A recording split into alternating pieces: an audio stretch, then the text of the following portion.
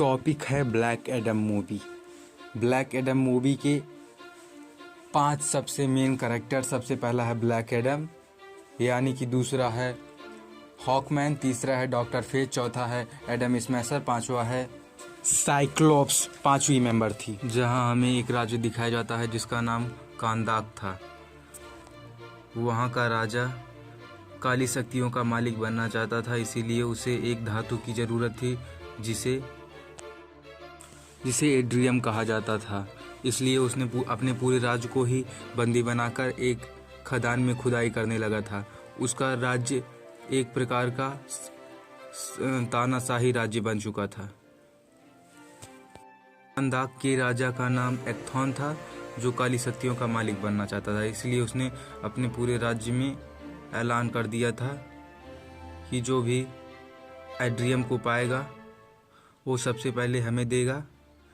इसलिए उसने पूरे राज्य को ही बंदी बना लिया था और सभी लोग खुदाई कर रहे थे। तो एक व्यक्ति को एड्रियम धातु मिलता है और वो छुपाने लगता है, लेकिन लोगों की भीड़ जमा होने लगती है। उसी में से एक बच्चा आता है जिसका नाम हुरुत होता है और वो उस धातु को कहता है कि राजा को दे देंगे तो हम लोगों को राजा आज़ाद कर लेगा। इसीलिए वो दोनों राजा के सैनिक के पास जाते हैं और उसे वो धातु देते हैं, लेकिन सैनिक ने उस आदमी को मार देता है और उस बच्चे को छोड़ देता है।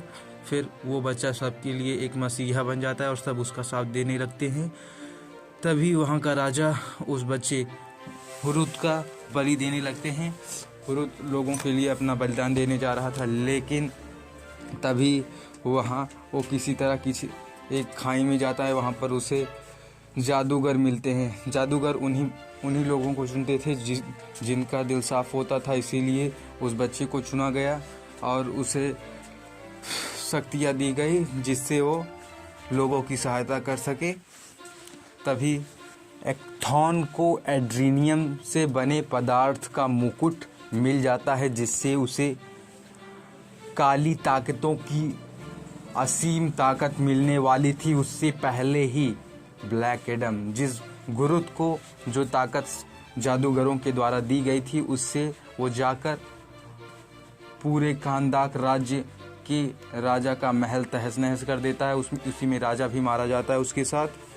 उसके बाद सन आता है 5000 साल बाद का, प्रेजेंट का दिखाया जाता है, जहाँ पर कुछ गुंडे कांदाक राज्य को हाई चेक किए रहते हैं। मतलब उतने कांदाक राज्य को में कुछ गुंडे घुस गए थे जिन्हें वहाँ पर इल्लीगल खुदाई करने के लिए किसी उनके लीडर ने भेजा हुआ था और वहाँ पर किसी को हथियार के साथ उस राज्य में एंट्री नहीं मिलती थी। और फिर वहाँ हमें तीन मेन कैरेक्टर दिखाए जाते हैं, जिसमें इस्माइल होता है, एड्रियाना होती है और उसी के 2 दोस्त होते हैं। उसका बच्चा अमन, उसे हम अमन बोलेंगे। और वहाँ वो तीनों उनके जहाँ पर खुदाई हो रही तो वहाँ पर पहुँचते हैं और वो धातु का बना हुआ मुकुट खोजने लगते हैं। तभी उनको मुकुट दिखाई देता है। उससे पहले वहाँ के सैनिक आकर उन्हें पकड़ लेते हैं और उनसे उनकी आखिरी ख्वाहिश पूछते हैं। एड्रियाना, जो इस मूवी की लेडी लीड कैरेक्टर थी, उनको पुरानी भाषाओं का अच्छा ज्ञान था, इसीलिए उन्होंने ब्लैक एडम यानी कि पूरा सोए हुए सूरमा को जगा दिया और तभी वो सूरमा निकलता है और सैनिकों का फालूदा करना शुरू कर देता है, एक एक को मारता है। तभी ब्लैक एडम अपने गुफा से बाहर आता है। वहाँ पर हमें उसकी एक बेहतरीन फाइट दिखाई जाती है, जब वो हेलीकॉप्टर से और सैनिक, वहाँ की आर्मी जो वहाँ पर उस मुकुट को खोजने आई रहती है, उस पर हमला करती है। ब्लैक एडम हर चीज़ को बहुत ही स्लो मोशन में देख सकता था, उस पर गोलियों का कोई असर नहीं हो रहा था। तभी एड्रियाना, जिसने उस पुराने सूरमा को जगाया था, वो उसके पास सूरमा एड्रियाना के पास जाता है और हमें यहाँ ये भी रिवील होता है कि इस्माइल इस मूवी का लीड विलेन था और वो उसे भाषा नहीं आता था, इसीलिए एड्रियाना का सहायता ले रहा था। और तभी जेएस यानी जस्टिस सोसाइटी का जो एक मेंबर था जिसका नाम था हॉकमैन, वो वहाँ पर एक लेडी से बात कर रहे थे। और यहाँ पर हमें एक लड़की दिखाई जाती है जो स्ट्रॉम को कंट्रोल कर सकता है, और यहाँ पर एडम स्मैशर दिखाया जाता है जो अपना साइज छोटा बड़ा कर सकता था। और वहाँ पर हमें और डॉक्टर फेथ जो इंटर डायमेंशनल ट्रैवल कर सकते थे, हर चीज़ पास्ट और फ्यूचर को दोनों देख सकते थे। जीएस यानी जस्टिस सोसाइटी के 3 मेंबर निकलते हैं ब्लैक एडम को कंट्रोल करने के लिए, यानी कि रोकने के लिए। और वहाँ पर हमें फिर से एक फाइट सीक्वेंस दिखाया जाता है जिसमें डॉक्टर फेथ एंड हॉकमैन और साइक्लोप एंड एडम स्मैशर चारों मिलकर ब्लैक एडम को हराने की कोशिश करते हैं, लेकिन इसमें से ब्लैक एडम को कोई भी हरा नहीं पाता। और फिर बाद में सभी लोग टीम अप करते हैं और ब्लैक एडम से बात करने की कोशिश करते हैं और पूछते हैं कि क्या तुम विलेन हो। वो ब्लैक एडम बोलता है कि नहीं। तभी जो इस्माइल होता है इस मूवी का जो मेन विलेन होता है, वो किसी तरह अमन को किडनैप कर लेता है, क्योंकि उसके पास वो मुकुट था जिसमें काली ताकतों का भंडार था। इसीलिए उसने अमन को किडनैप कर लिया और उसकी माँ एड्रियाना से उस मुकुट को लाने को कहता है। तभी वहाँ पर एड्रियाना ब्लैक एडम से बोलती है कि मेरा बेटा किडनैप हो चुका है। तब ब्लैक एडम इस्माइल के अड्डे पे पहुँचते हैं और वहाँ पर देखते हैं कि सभी लोग प्लान कर रहे थे किस तरह कि इस्माइल के गैंग को कैसे हराया जाएगा, लेकिन ब्लैक एडम तो ब्लैक एडम थे। वहाँ ब्लैक एडम बिना किसी प्लान के पहुँचता है और सब तहस नहस कर देता है। उसके बाद जैसे सुपरमैन को क्रिप्टोनियन पदार्थ से एलर्जी थी, उसी प्रकार ब्लैक एडम को, उसी तरह ब्लैक एडम एड्रीनियम पदार्थ से दूर भागता था।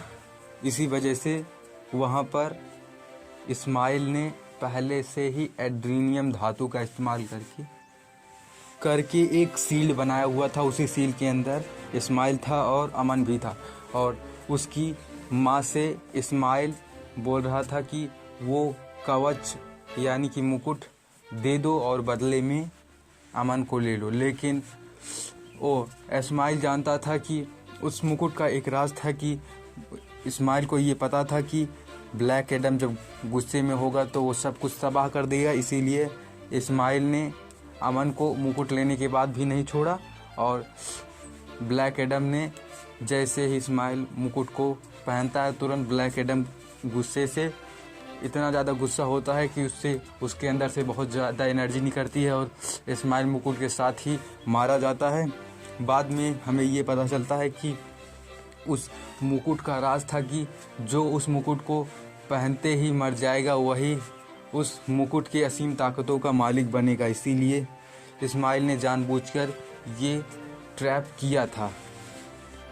इस्माइल के मरने के बाद जब सभी लोग इकट्ठा होते हैं तो मुकुट के एक राज का पता चलता है कि जो उसके साथ मरेगा उसी को उसकी असीम ताकतों का स्वामी बनने का मौका मिलेगा। तो धीरे धीरे हमें ये पता चलता है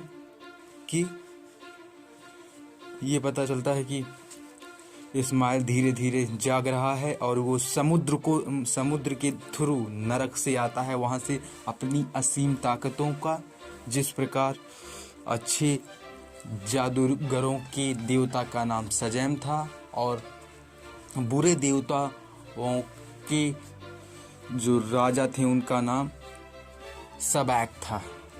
और फिर वहाँ पर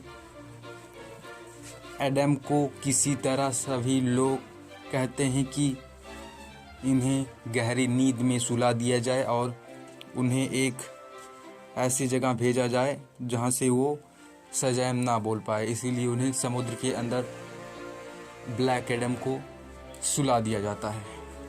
लेकिन इस बात को डॉक्टर फेथ जानते थे और उन्होंने बाद में जब सबैक का नरक का देवता निकलता है, यानी कि बुरे देवताओं का एक वॉरिस आता है और वो तबाही मचाने लगता है।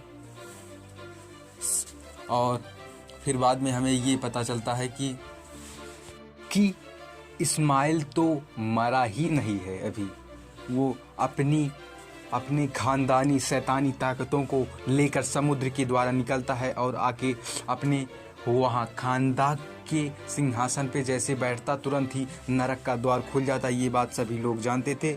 इसीलिए जो जस्टिस लीग के 4 मेंबर थे, डॉक्टर फेथ, हॉकमैन और एडम स्मैशर और स्टॉर्म को कंट्रोल करने वाली लेडी, ये चारों जब सबैक के योद्धा से हार जाते हैं, तब डॉक्टर फेथ अपनी कुर्बानी देकर किसी तरह ब्लैक एडम को इंटरनली कनेक्ट करते हैं और उसे जगाते हैं, बुलाते हैं। यानी कि डायमेंशनल ट्रेवल करने के बाद फिर सबैक का जो योद्धा था सूरमा, उसने सभी जस्टिस लीग के मेंबर को हरा दिया था बुरी तरह। और डॉक्टर फेथ ने अपने आप को सैक्रिफाइस कर दिया, क्योंकि हॉकमैन और ब्लैक एडम की दोनों में आपस में बनती नहीं थी। इसीलिए तब वहाँ पर ब्लैक एडम वहाँ समुद्र के अंदर के जो प्रिज्म था वहाँ से तोड़कर वहाँ से बाहर आता है और फिर 2 महाबली सूरमाओं के बीच में युद्ध होता है। और उसके बाद सबैक यानी नरक के देवता का जो सूरमा था उसे ब्लैक एडम ने बुरी तरह ख़त्म कर दिया। उसके बाद हॉकमैन और ब्लैक एडम आपस में बातचीत करते हैं और कहते हैं, हॉकमैन हमेशा ब्लैक एडम से जलता था क्योंकि ब्लैक एडम का तरीका अलग होता था। वो डायरेक्ट मार देता था बिना किसी वजह ही, जब तक सच्चाई उसको नहीं पता चलता था। लेकिन उसका वो बुरा भी नहीं था ना अच्छा ही था, हमें ये पता चलता है। फिर लास्ट में हमें सुपरमैन और ब्लैक एडम के बीच में कुछ बातें चलती हैं, ज़्यादा से ज़्यादा 1 लाइन की, और ब्लैक एडम के स्माइल के साथ ये मूवी यहीं पर समाप्त होता है।